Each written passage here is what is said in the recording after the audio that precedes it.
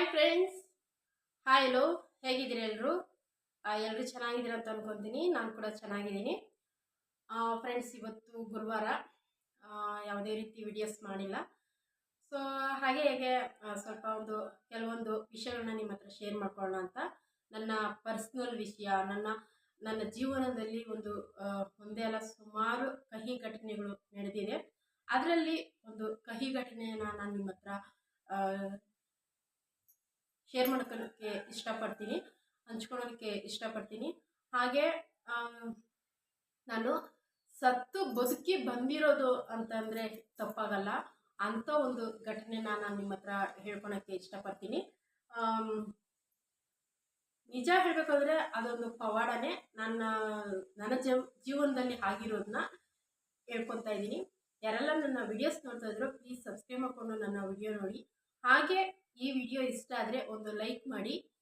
ನಿಮ್ಮ ಲೈಕು, ನಿಮ್ಮ ಕಮೆಂಟು, ನಿಮ್ಮ ಸಪೋರ್ಟು ನನಗೆ ತುಂಬ ಮುಖ್ಯ. ನಿಮ್ಮ ಸಪೋರ್ಟಿಂದನೇ ನಾನು ಮುಂದೆ ಬರೋದಕ್ಕಾಗೋದು. ನನ್ನ ಹೊಸದಾಗಿ ಯಾರು ನನ್ನ ಚಾನಲ್ ನೋಡ್ತಾ ಇದ್ರೋ ಅವರೆಲ್ಲ ಸಬ್ಸ್ಕ್ರೈಬ್ ಮಾಡಿಕೊಂಡು ನನ್ನ ವಿಡಿಯೋ ನೋಡಿ ಅಂತ ಕೇಳ್ಕೊತೀನಿ. ಓಕೆ ಫ್ರೆಂಡ್ಸ್, ಈಗ ಸ್ಟಾರ್ಟ್ ಮಾಡ್ತೀನಿ. ನನ್ನ ಜೀವನದಲ್ಲಿ ತುಂಬ ವಿಷಯಗಳನ್ನ ನಾನು ತೊಂದರೆಗಳನ್ನ ಎದುರಿಸಿದ್ದೀನಿ, ಕಷ್ಟಗಳನ್ನ ಎದುರಿಸಿದ್ದೀನಿ. ಅದರಲ್ಲಿ ಇದು ಒಂದು ಏನಪ್ಪ ಅಂತಂದರೆ, ಇವಾಗ ಸಾಮಾನ್ಯವಾಗಿ ಹೆಣ್ಮಕ್ಳಿಗೆ ಹೊಟ್ಟೆ ನೋವು ಬರುತ್ತೆ. ಅದೊಂದು ನರ್ಕ ಅಂತಲೇ ಹೇಳ್ಬೋದು ಆ ಹೊಟ್ಟೆ ನೋವು. ಅದೇ ರೀತಿಯೇ ನನಗೂ ಬಂದಿದೆ. ಆದರೆ ಎಲ್ರಿಗೂ ಬಂದಷ್ಟು ನೋವು, ಎಲ್ರಿಗೂ ಬಂದಷ್ಟು ಇದೇ ಅಲ್ಲ ನನಗೆ ಬಂದಿರೋದು ನೋವು. ಅದಕ್ಕಿಂತ ಮೀರಿ ನನಗೆ ನೋವು ಬಂದಿದೆ. ಅಷ್ಟೇ ಕಷ್ಟನೂ ಅನುಭವಿಸಿದ್ದೀನಿ. ಮತ್ತು ನಾನು ನಿಜವಾಗ್ಲೂ ಬದುಕಿರೋದೇ ಒಂದು ಹೆಚ್ಚು ಅಂತ ಅನ್ಕೊತೀನಿ ಆ ನೋವಿಂದ. ಏನಪ್ಪ ನೋವು ಅಂತಂದರೆ, ಈಗ ತಿಂಗಳ ಡೇಟ್ ಆಗ್ತೀವಿ. ಹೆಣ್ಮಕ್ಳಿಗೆ ಸಾಮಾನ್ಯವಾಗಿ ಇದು ಪ್ರಾಬ್ಲಮ್ ಇದ್ದೇ ಇರುತ್ತೆ ಫ್ರೆಂಡ್ಸ್. ಸುಮಾರು ಜನ ಪ್ರಾಬ್ಲಮ್ಸ್ ನಾನು ಕೇಳಿದ್ದೀನಿ.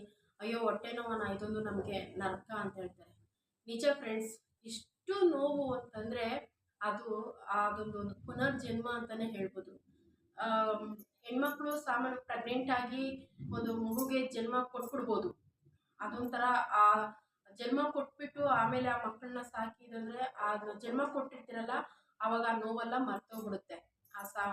ಮಕ್ಕಳ ಮುಖ ನೋಡ್ಕೊಂಡು ಮಕ್ಕಳನ್ನ ಸಾಕೋದ್ರಲ್ಲಾಗಿರ್ಬೋದು, ಆ ಮಕ್ಕಳನ್ನ ಇದು ನನ್ನ ಮಗು ಅಂತ ಅಂದ್ಕೊಂಡು ನಾವು ಇರ್ತೀರಲ್ಲ, ಆವಾಗ ಮಗುಗೆ ಜನ್ಮ ಕೊಡೋ ಆ ನೋವು ಏನಿದೆಯೋ ಅದು ಮರ್ತೋಗ್ಬಿಡುತ್ತೆ ಆ ನೋವು.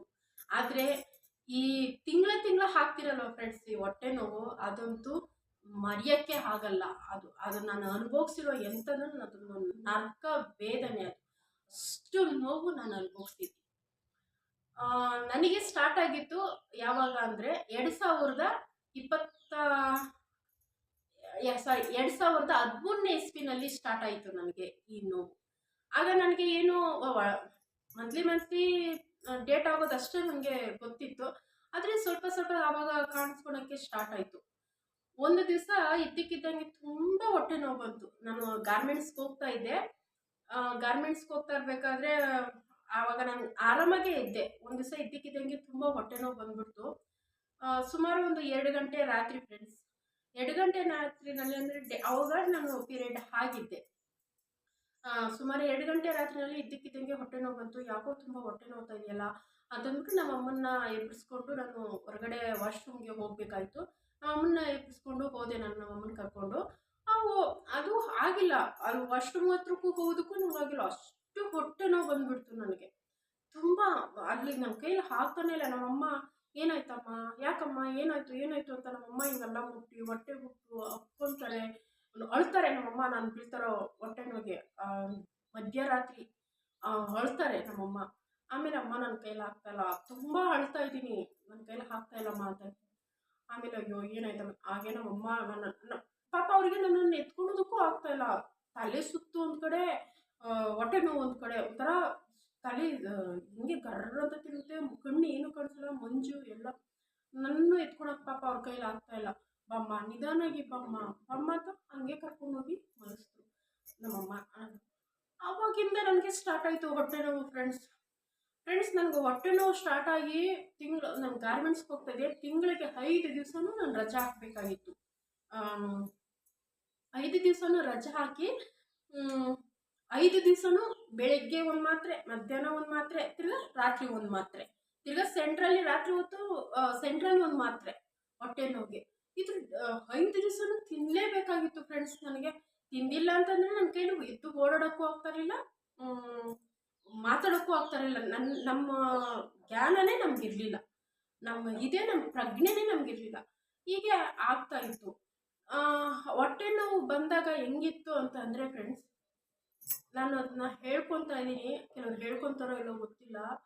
ಕಾಲಿಗೆ ಒಂದು ಮೂಲೆ ಇರುತ್ತಲ್ಲ, ಮಲ್ಕೊಂಡು ಒಂದು ಮೂಲೆ ಇರುತ್ತಲ್ಲ, ಆ ಮೂಲೆಗೆ ಕಾಲನ್ನ ಈ ಥರ ಹಾಕಿಬಿಟ್ಟು ಮಲ್ಕೊತಿದ್ದೆ ನಾನು. ನನಗೆ ಹೊಟ್ಟೆ ನೋವು ಬಂದಾಗ ನನ್ನ ಕೈಲಿ ತಡ್ಕೊಳಕ್ಕೆ ಆಗ್ತಾ ಇರಲಿಲ್ಲ. ಅವತ್ತೆಲ್ಲ ಫುಲ್ಲು ಇಡೀ ದಿವಸ ಅಳೋದೆ ನಂದು. 5 ದಿವಸ ಫ್ರೆಂಡ್ಸ್. ಬ್ಲೀಡಿಂಗ್ ಪ್ರಾಬ್ಲಮ್ಮು, ಈ ಕಡೆ ಹೊಟ್ಟೆ ನೋವು. ಹಿಂಗೆ ನರ್ಕನೇ ಅನುಭವಿಸ್ಬಿಟ್ಟೆ ನಾನು. ಪಾಪ ಫ್ರೆಂಡ್ಸ್, ನಮ್ಮ ತಾಯಿ ನನ್ನ ಜೊತೆನೇ ನಿದ್ದೆ ಕೆಟ್ಟು ನನ್ನ ಜೊತೆನೇ ಇದ್ದಾರೆ. ನನ್ನ ಯಾವ ಥರ ಅಂತಂದರೆ, ಹೊಟ್ಟೆ ನೋವು ಅಂತ ನಾನು ಮೈ ಮೇಲೆ ಬಟ್ಟೆ ಇರ್ತಾಯಿಲ್ಲ ನನಗೆ ಹೊಟ್ಟೆ ನೋವು ಬಂದಾಗ.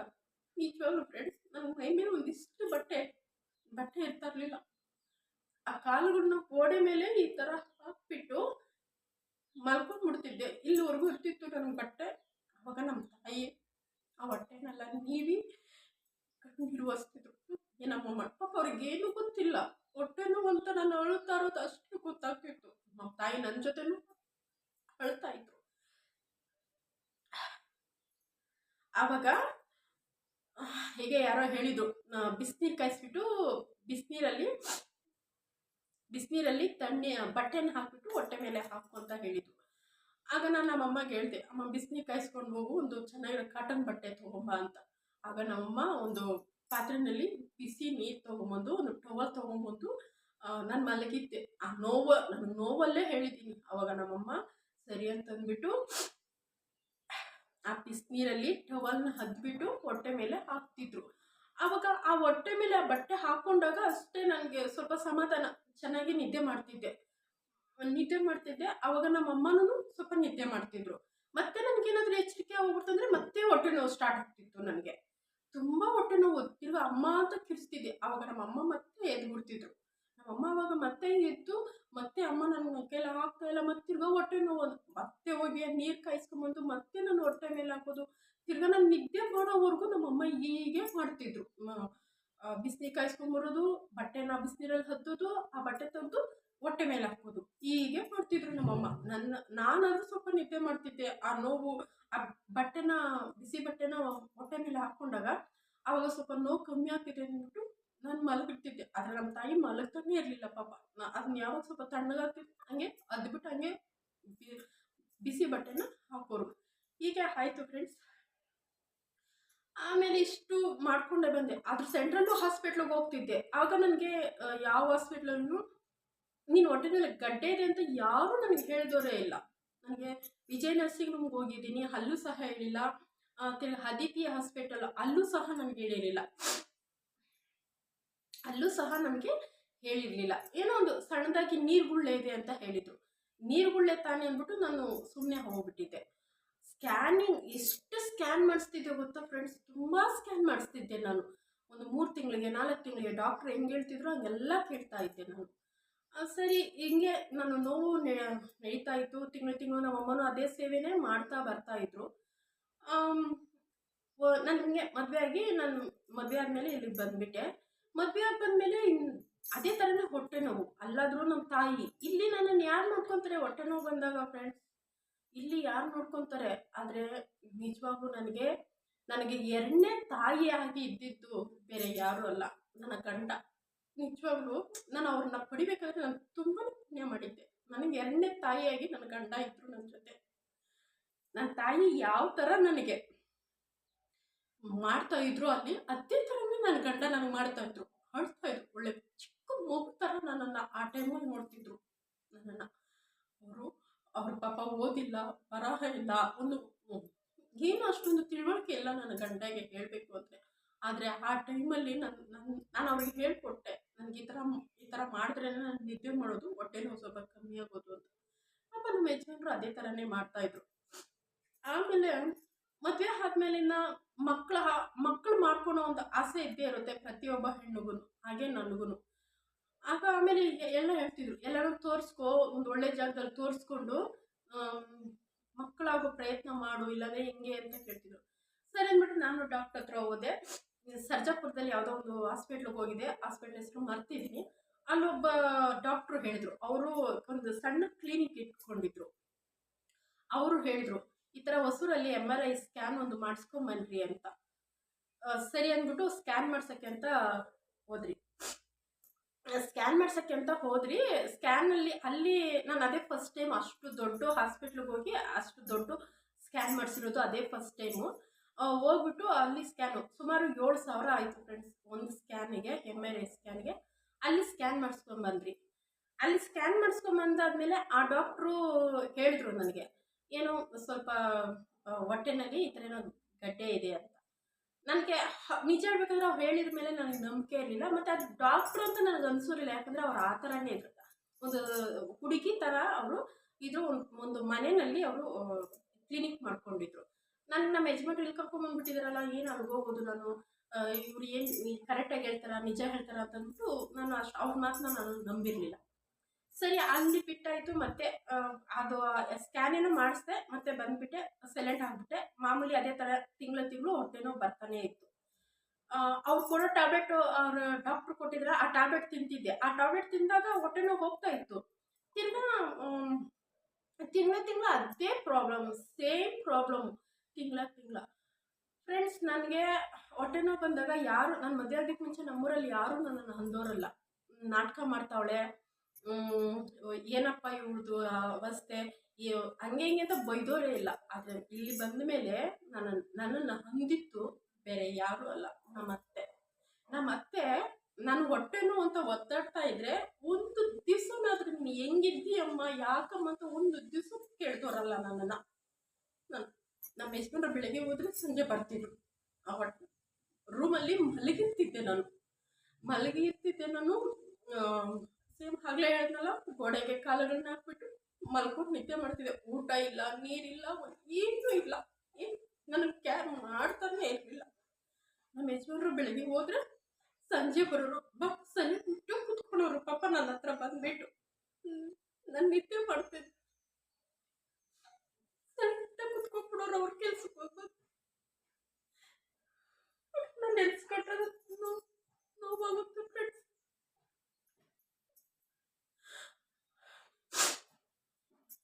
ಆಮೇಲೆ ಈಗ ದಿನಗಳು 5 ದಿವಸ ಹೆಂಗೋ ಅಡುಗೆ ಮಾಡಿದ್ರೆ ಮಾಡಿದ್ವಿ, ಇಲ್ಲಾಂದ್ರೆ ಇಲ್ಲ. ಆ ದಿನ ಇಬ್ಬರು ಉಪವಾಸ.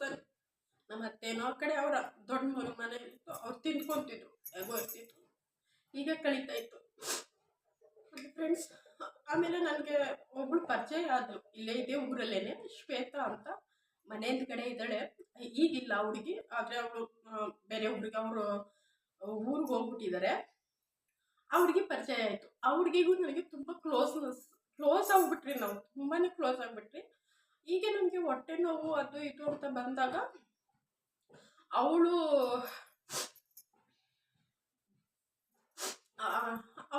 ನೋಡ್ತಾ ಇದ್ಲು. ಹೊಟ್ಟೆ ನೋವು ಅಂತ ಬಂದಾಗ ಬಂದು ನನ್ನ ಪಕ್ಕ ನಿಂತ್ಕೊಂಡು, ಅವಳು ಒಳಗಡೆ ಬರೋಕ್ಕಾಗ್ತಾ ಇರಲಿಲ್ಲ. ಯಾಕಂದರೆ ಅವಳು ನಮ್ಮನೆ, ನಾವಿಬ್ಬರು ಮಾತಾಡೋದು ಯಾರಿಗೂ ಇಷ್ಟ ಆಗ್ತಾ ಇರಲಿಲ್ಲ. ಅವ್ರ ಮನೆಯವ್ರಿಗೂ ಇಷ್ಟ ಆಗ್ತಾ ಇರಲಿಲ್ಲ, ನಮ್ಮ ಮನೆಯವ್ರಿಗೂ ಇಷ್ಟ ಆಗ್ತಾ ಇರಲಿಲ್ಲ. ನಮ್ಮ ಅತ್ತೆಗಂತೂ ಸ್ವಲ್ಪ ಆಗ್ತಾ ಇರಲಿಲ್ಲ. ನನ್ನ ಜೊತೆ ಯಾರು ಮಾತಾಡಬಾರ್ದಾಗಿತ್ತು, ನಮ್ಮ ಮನೆಗೆ ಯಾರು ಬರಬಾರ್ದಾಗಿತ್ತು, ಆ ಥರ ಇತ್ತು ಪರಿಸ್ಥಿತಿ. ಆದರೂ ನಾನು ಅವಳು ಕದ್ದು ಮುಚ್ಚಿ ಮಾತಾಡ್ತಾ ಇದ್ರಿ ತುಂಬ. ಹಿಂದಿ ಕಡೆ ಇದ್ಲು. ಅವಾಗ ನಾನು ರೂಮಲ್ಲಿ ಒಂದು ಕಿಟಕಿ ಇದೆ, ಅಲ್ಲಿ ಮಲಗ್ತಿದ್ದೆ ನಾನು. ಅವಳ ಕಿಟಕಿ ಪಕ್ಕನೇ ನಿಂತ್ಕೊಂಡು ಸಮಾಧಾನ ಮಾಡ್ತಿದ್ಲು. ಅಕ್ಕ ತುಂಬ ನೋಡ್ತಾ ಇದೆಯಾ, ಯಾಕಕ್ಕ, ಏನಾಗ್ತಾ ಇದೆ, ಹೆಂಗಿದ್ಯಾ ಅಂತ ತುಂಬ ನಾನಂದ್ರೆ ಅವಳು ಅಳ್ತಾ ಇದ್ಲು. ಆ ಕಿಟಕಿ ಹೊರಗಡೆ ಆಚೆ ಕಡೆನೇ ನಿಂತ್ಕೊಂಡು, ಕಿಟಕಿನಲ್ಲಿ ನಿಂತ್ಕೊಂಡು ಅಳ್ತಿದ್ಲು. ಹೊಟ್ಟೆ ಅಂದಾಗ ನಿಜವಾಗ್ಲೂ ಫ್ರೆಂಡ್ಸ್, ಅವಳನ್ನ ಮಾತ್ರ ನಾನು ಮರೆಯೋದಿಲ್ಲ. ಇವಾಗ ಅವಳಿಗೂ ನನಗೆ ಮಾತು ಯಾವುದೋ ಒಂದು ವಿಷಯದಲ್ಲಿ ಮಾತಾಡೋದಕ್ಕೆ ಬಿಟ್ಟಿದ್ದೀರಿ. ಹಾಗಂತಂದ್ಬಿಟ್ಟು ಅವಳು ಮಾಡಿದ್ಲಲ್ಲ ಸಹಾಯ, ಅದು ಆ ಟೈಮಲ್ಲಿ ನನ್ನ ಜೀವನ ಪೂರ್ತಿ ನಾನು ಅದನ್ನ ಮರೆಯೋಕ್ಕಾಗಲ್ಲ ಫ್ರೆಂಡ್ಸ್. ನಿಜವಾಗ್ಲೂ ಬಿಸಿ ಅಡುಗೆ ಮಾಡಿಬಿಟ್ಟು ಅವಳ ಕೈಲಿ ಅಷ್ಟೇ ಆಗ್ತಾಯಿದ್ದು. ಪಾಪ ಏನು ಮಾಡೋಕ್ಕಾಗ್ತಾ ಇರಲಿಲ್ಲ. ಅವಳು ಡೈರೆಕ್ಟಾಗಿ ನಮ್ಮ ಮನೆಗೆ ಬಂದು ನಮ್ಮ ಮನೆಗೆ ಏನು ಮಾಡ್ಕೊಡೋಕ್ಕಾಗ್ತಾ ಇರಲಿಲ್ಲ. ಒಂದು ಮರದಲ್ಲಿ ನಿಂತ್ಕೊಂಡು ಇಟ್ಕೊಂಡು ಅಡುಗೆ ಮಾಡಿ ಆ ಕಡೆ ಅವ್ರ ಮನೆಯವ್ರಿಗೂ ಗೊತ್ತಿಲ್ದಿರೆ ನಮ್ಮ ಮನೆಯವ್ರಿಗೂ ಗೊತ್ತಿಲ್ದಿರೆ ತೊಗೊಂಬಂದು ಕೊಡೋಳು ಅಡುಗೆನ. ಆ ಕಿಟಕಿನಲ್ಲಿ ಒಂದು ಸಣ್ಣ ಸಣ್ಣ ಪಾತ್ರೆನಲ್ಲಿ ನನಗೂ ನನ್ನ ಗಂಡಂಗಾಗಷ್ಟು ಅಡುಗೆ ತಂದು ಅಕ್ಕ ಬೇಗ ತಿನ್ನಕ್ಕ ತಿಂದು ಸುಧಾರಿಸ್ಕೊಕ ಮೇಲಾಗುತ್ತೆ, ಬಿಸಿ ಊಟ ಮಾಡಿದ್ರೆ ವಾಸಿ ಹೋಗ್ಬಿಡುತ್ತೆ ಸಮಾಧಾನ ಮಾಡ್ತಿದ್ಲು ಅವಳು ಆ ಹುಡುಗಿ ನನಗೆ. ಅವಳನ್ನ ನಾನು ಮರೆಯಲ್ಲ. ಇವಾಗ ಅವಳು ಇಲ್ಲ, ಅವಳು ಇದಕ್ಕೆ ಅವ್ರ ಊರಿಗೆ ಅವರು ಹೋಗಿದ್ದಾರೆ. ಹಾಗಂತ ಅವಳಿಗೂ ನನಗೆ ಇವಾಗ ಆಗೋದಿಲ್ಲ. ಆದರೆ ಅವಳು ಮಾಡಿರೋ ಸಹಾಯ ನನ್ನ ಲೈಫ್ನಾಗ ನಾನು ಮರೆಯೋದಿಲ್ಲ ಫ್ರೆಂಡ್ಸ್. ನಿಜವಾಗ್ಲು ನನಗೊಂದು ಯಾವುದೋ ಒಂದು ರೂಪದಲ್ಲಿ ದೇವರು ಬಂದು ಸಹಾಯ ಮಾಡಿದ್ರು ಅಂತ ಅನಿಸಿತ್ತು. ಅಷ್ಟು ಸಹಾಯ ನನಗೆ ಮಾಡಿದ್ದಾಳೆ. ಅದನ್ನ ಒಂದು ದಿವಸ ನಮ್ಮ ಅತ್ತೆ ನೋಡಿಬಿಟ್ಟು ಬೈಕೊಂಡು ತಿರುಗಿದ್ರು. ನಮ್ಮ ಮನೆ ಸಂಸಾರ ಹಾಳಾಗೋಯ್ತು ಅವಳಿಂದಾನೆ, ಹಂಗೆ ಆಯಿತು ಹಿಂಗಾಯಿತು ಅಂತ ಬೈಕೊಂಡು ತಿರುಗ್ತಾ ಇದ್ರು. ಆದರೂ ನಾನು ತಲೆ ಕೆಡಿಸ್ಕೊಂಡಿಲ್ಲ. ಆದರೆ ಪಾಪ ಒಂದು ದಿವಸನೂ ಅವಳು ನಮ್ಮ ಮನೆ ಸಂಸಾರನ ಹಾಳು ಮಾಡೋವಂಥ ಮಾತುಗಳು ಏನು ಹೇಳ್ಕೊಟ್ಟಿರಲಿಲ್ಲ ಅವಳು. ನಾವು ಜೊತೆ ಸೇರಿದಾಗ ನಮ್ಮದೇ ಆದ ಒಂದು ಏನೋ ಲೋಕ. ಫ್ರೆಂಡ್ಶಿಪ್ ಸೇರಿದ್ರೆ ಯಾವ ಥರ ಇರುತ್ತೆ, ಹೆಂಗಿರುತ್ತೆ ಅದು ನಿಮಗೂ ಗೊತ್ತಾಗುತ್ತೆ. ಅದೇ ಥರನೇ ನಾವು ಹೊರಗಡೆ ಹೋದರೆ ನಾನು ಸ್ವಲ್ಪ ತರಕಾರಿಗಳು ಅನಿಸೋದು ಅಥವಾ ಏನಾದರೂ ನಮ್ಮ ಚಿಕ್ಕ ನೆನಪುಗಳೆಲ್ಲ ಅದನ್ನೆಲ್ಲ ಮಾತಾಡಿಕೊಂಡು ನಮ್ಮದೇನೋ ಒಂದು ಇದರಲ್ಲಿ ನಾವು ಇರ್ತಿದ್ವಿ. ಆದರೆ ಸಂಸಾರ ಹಾಳು ಮಾಡುವಂಥ ಮಾತುಗಳನ್ನೆಲ್ಲ ನಾವೇನು ಮಾತಾಡ್ಕೊತಾ ಇರಲಿಲ್ಲ. ಆದರೆ ಅವ್ರು ಆ ಥರ ಹೇಳ್ಕೊಂಡ್ರು. ಹೀಗೆ ಆಗ್ತಾ ಇತ್ತು. ಒಂದು ದಿವಸ ತುಂಬ ಹೊಟ್ಟೆ ನೋವು, ಇದೇ ಜಾಗದಲ್ಲೇ ಮಲಗಿದ್ದೀನಿ ಫ್ರೆಂಡ್ಸ್, ಬರೀ ನೆಲದ ಮೇಲೆ. ನನ್ನ ಕೈಯಲ್ಲಿ ಆಗ್ತಾ ಇಲ್ಲ. ಸೇಮ್ ಇದೇ ಟೈಮು, ಸುಮಾರು ಒಂದು 3 ಗಂಟೆ ಈಗ. ಇದೇ ಟೈಮು ನನ್ನ ಕೈಲಿ ಆಗ್ತಾ ಇಲ್ಲ. ಈ ಕೊರೋನಾ ಟೈಮ್ ಇತ್ತು ಅವಾಗ. ಕೊರೋನಾ ಟೈಮಲ್ಲಿ ಫ್ರೆಂಡ್ಸ್ ತುಂಬ ಹೊಟ್ಟೆ ನೋವು, ಯಾರೂ ಇಲ್ಲ, ಹೊಟ್ಟೆ ಅಷ್ಟು ನನ್ನ ಕೈಲಿ ಇರೋಕ್ಕೆ ಆಗ್ತಾ ಇಲ್ಲ. ಆ ಕಡೆ ಈ ಕಡೆ ಬಿದ್ದು ಹುರ್ಲಾಡ್ತಾ ಇದ್ದೀನಿ. ಬಂದರು ನಮ್ಮ ಅತ್ತೆ, ಬಂದುಬಿಟ್ಟು ತಂಗಿ ನೋಡ್ಬಿಟ್ಟು ಹೋಗ್ಬಿಟ್ಟು ಏನು ಹೇಳ್ತಾರೆ, ಅಲ್ಲಿ ನಿಂತ್ಕೊಂಡು ಅಂತಾರೆ, ಎಂಥ ನಾಟಕ ಮಾಡ್ತಾಳಮ್ಮ, ಎಂಥ ಅವಂತ್ರನಮ್ಮ, ನಾನೆಲ್ಲೂ ಕಾಣಿಲ್ಲ ಹಬ್ಬಬ್ಬ ಅಂತಂತಾರೆ. ನನಗೆ ಹೊಟ್ಟೆ ನೋವು, ಬಿದ್ದು ಉರುಳಾಡ್ತಾ ಇದ್ದೀನಿ, ನನ್ನ ಕೈಲಿ ಆಗ್ತಾ ಇಲ್ಲ. ಅವ್ರು ಆ ಥರ ಅಂತಾರೆ. ನನಗೆ ಹೊಟ್ಟೆ ನೋವುದಂತ ನೋಡ್ತಿಲ್ವ, ಅವ್ರ ಹತ್ರ ಅಲ್ಲೊಂಥರ ಮಾಸ್ಕ್ ಅಂತ ನೋಡ್ತಿಲ್ವ ಫ್ರೆಂಡ್. ಎಷ್ಟು ನೋವಾಗಿದೆ ಗೊತ್ತಾ, ತುಂಬ ಸರಿ ಅಂತ ಅಂದ್ಬಿಟ್ಟು. ಆದರೂ ನಾನು ಆ ನೋವಲ್ಲೇ ಇದ್ದೆ. ಆಮೇಲೆ ಅವರ ದೊಡ್ಡ ಮಗನೇ ಅವರು ದೊಡ್ಡ ಸೊಸೆನೇ ಏನೋ ಅವರಿಬ್ಬರು ಸೇರಿ ಹಾಸ್ಪಿಟ್ಲಿಗೆ ಕಳಿಸಿದ್ರು ನನ್ನನ್ನು. ಹಾಸ್ಪಿಟ್ಲಿಗೆ ಹೋಗಿ ಬಂದೆ, ಅಲ್ಲೊಂದು ಇಂಜೆಕ್ಷನ್ ಹಾಕ್ಸ್ಕೊಂಡ್ಬಂದೆ. ನಮ್ಮ ಅವ್ರ ದೊಡ್ಡ ಮಗನೇ ಕರ್ಕೊಂಬಂದು ಸರಿ ಅವತ್ತು ಆ ತಿಂಗಳದು ಮುಗೀತು ನಂದು ಡೇಟ್. ಆ ತಿಂಗಳದು ಹೆಂಗೋ ಮುಗಿದೋಯ್ತು, ಬಚಾವಾಗಿ ಬಂದೆ. ಸರಿ ಅಂತಬಿಟ್ಟು ತಿಂಗಳು ಇದೇ ಆಗ್ತಾ ಬಂತು. ಆದರೆ ಹಿಂಗೆ ನಡೀತಾ ಬಂದಾಗ ನನ್ನ ಕೈಲಿ ಸಾಧ್ಯ ಆಗಿಲ್ಲ ಫ್ರೆಂಡ್ಸ್ ತಡ್ಕೊಳಕ್ಕೆ. ಒಂದು ದಿವಸ ಹೀಗೆ 2022ನೇ ಇಸ್ವಿನಲ್ಲಿ ಏಪ್ರಿಲ್ 10ನೇ ತಾರೀಕು ಏನೋ ಇರ್ಬೋದು, ಮೋಸ್ಟ್ಲಿ ಡೇಟ್ ಮರ್ತ್ಬಿಟ್ಟಿದ್ದೀನಿ. ಒಟ್ಟಿನಲ್ಲಿ ಏಪ್ರಿಲ್ 2022ರಲ್ಲಿ ಉಗಾದಿ ಹಬ್ಬ ಎಲ್ಲ ಮುಗಿಸ್ಕೊಂಡೆ. ಉಗಾದಿ ಹಬ್ಬ ಎಲ್ಲ ಮುಗಿಸ್ಕೊಂಡು ಇಲ್ಲೇ ನಮ್ಮೂರ ಹತ್ರ ಬಾಗ್ಲೂರು ಅಂತ ಇದೆಯಲ್ಲ, ಅಲ್ಲಿ ಜಾತ್ರೆ ನಡೀತಾ ಇತ್ತು. ಅಲ್ಲಿಗೆ ಜಾತ್ರೆಗೆ ಹೋಗಿ ಜಾತ್ರೆ ಎಲ್ಲ ಮುಗಿಸ್ಕೊಂಡು ಮನೆಗೆ ಬಂದಿದ್ದೀರಿ ಫ್ರೆಂಡ್ಸ್. ನನ್ನ ಕೈಯಲ್ಲಿ ಉಗಾದಿ ಹಬ್ಬ ಮುಗಿಸ್ಕೊಂಡು 2ನೇ ದಿವಸಕ್ಕೆ ಮತ್ತೆ ಮಂತ್ಲಿ ಪ್ರಾಬ್ಲಮ್ ಸ್ಟಾರ್ಟ್ ಆಯಿತು. ನನ್ನ ಕೈಯಲ್ಲಿ ಆಗಿಲ್ಲ. ತುಂಬ ಅಷ್ಟು ದಿವಸ ಅನುಭವಿಸ್ನಲ್ಲ ನೋವು, ಅದಕ್ಕಿಂತ ಹೆಚ್ಚು ನೋವಾಗೋಯ್ತು ನನಗೆ ಅವತ್ತು. ಈ ಬಿತ್ತು ಉರುಳಾಡ್ತಾ ಇದ್ದೀನಿ, ಆಗ್ತಾನೆ ಇಲ್ಲ. ನಮ್ಮ ಯಜಮಾನ್ರು ಪಾಪ ಅವ್ರಿಗೆ ಏನು ಮಾಡೋಕ್ಕೂ ಆದರೆ ಸೈಲೆಂಟಾಗೇ ನಿಂತುಬಿಟ್ರು ನಮ್ಮ ಯಜಮಾನ್ರು. ನಾನು ನೋಡಿದೆ ಏನು ಮಾಡೋದು. ಆಮೇಲೆ ಏನಾಯಿತು, ಮತ್ತು ನನಗೆ ಆ ಹೊಟ್ಟೆ ನೋವು ಯಾವ ಥರ ಹೋಯಿತು, ಎಲ್ಲಿಗೋಗಿ ನಾನು ವಾಸಿ ಮಾಡಿಕೊಂಡೆ, ಯಾರು ಬಂದು ನನಗೆ ವಾಸಿ ಮಾಡಿದ್ರು ಅನ್ನೋದನ್ನ ಮತ್ತೊಂದು ವಿಡಿಯೋನಲ್ಲಿ ಹೇಳ್ತೀನಿ ಫ್ರೆಂಡ್ಸ್. ಇದು ನನ್ನ ಜೀವನದ ನಿಜವಾದ ಕತೆ ಅಂತಲೇ ಹೇಳ್ಬೋದು. ಅದನ್ನು ನಾನು ಯಾವತ್ತೂ ಮರೆಯೋಕ್ಕಾಗಲ್ಲ. ಪ್ರತಿಯೊಬ್ಬ ಹೆಣ್ಣಿಗೂ ಬರುತ್ತೆ ಹೊಟ್ಟೆ ನೋವು, ಇಲ್ಲ ಅಂತಲ್ಲ. ಆದರೆ ನನ್ನ ಜೀವನದಲ್ಲಿ ಒಂದು ಹೆಜ್ಜೆ ಮುಂದೆ ಹೋಗಿ ಅನುಭವಿಸಿರೋಂಥ ನೋವು ಇದು. ಯಾವ ಹೆಣ್ಣಿಗೂ ಬೇಡ ಇಂಥ ಪರಿಸ್ಥಿತಿ ಫ್ರೆಂಡ್ಸ್. ಅದಕ್ಕೆ ನಾನು ಈ ಕಹಿ ಘಟನೆಯನ್ನು ನಿಮ್ಮ ಹತ್ರ ಶೇರ್ ಮಾಡಿಕೊಂಡು ನನ್ನ ಮನಸ್ಸಿನ ಭಾರನ ಇಳಿಸ್ಕೊತಾ ಇದ್ದೀನಿ ಅಂತ ಹೇಳ್ಬೋದು. ತುಂಬ ಜನಕ್ಕೆ ಇದೇ ಪ್ರಾಬ್ಲಮ್ಮು ಇದನ್ನೇ ಫೇಸ್ ಮಾಡ್ತಾ ಇದ್ದಾರೆ. ಅವ್ರಿಗೆಲ್ಲ ಆದಷ್ಟು ಬೇಗ ದೇವರು ಈ ಥರ ಒಂದು ನೋವನ್ನ ದೂರ ಮಾಡಲಿ ಅಂತ ಕೇಳ್ಕೊತೀನಿ. ಹಾಗೆ ಫ್ರೆಂಡ್ಸ್, ಈ ವಿಡಿಯೋ ಯಾರೆಲ್ಲ ನೋಡ್ತಾ ಇದ್ದೀರೋ ತುಂಬ ಧನ್ಯವಾದ ಹೇಳ್ತೀನಿ ನೋಡಿರೋರಿಗೆಲ್ಲ. ಹಾಗೆ ನನ್ನ ಚಾನಲ್ ಸಬ್ಸ್ಕ್ರೈಬ್ ಮಾಡಿಕೊಂಡು ನನ್ನ ಚಾನಲ್ ನೋಡಿ ಅಂತ ಕೇಳ್ಕೊತೀನಿ. ಓಕೆ ಫ್ರೆಂಡ್ಸ್, ಈ ವಿಡಿಯೋನ ಇಲ್ಲಿಗೆ ಹೆಣ್ಣು ಮಾಡ್ತಾಯಿದ್ದೀನಿ. ಮತ್ತೊಂದು ವಿಡಿಯೋನಲ್ಲಿ ಸಿಗ್ತೀನಿ. ಎಲ್ರಿಗೂ ತುಂಬ ಧನ್ಯವಾದ ಹೇಳ್ತಾ ಮತ್ತೊಂದು ವಿಡಿಯೋನಲ್ಲಿ ನನ್ನ ಮುಂದೆ ಏನಾಯಿತು ಅನ್ನೋದನ್ನ ತಿಳಿಸ್ತೀನಿ. Bye friends.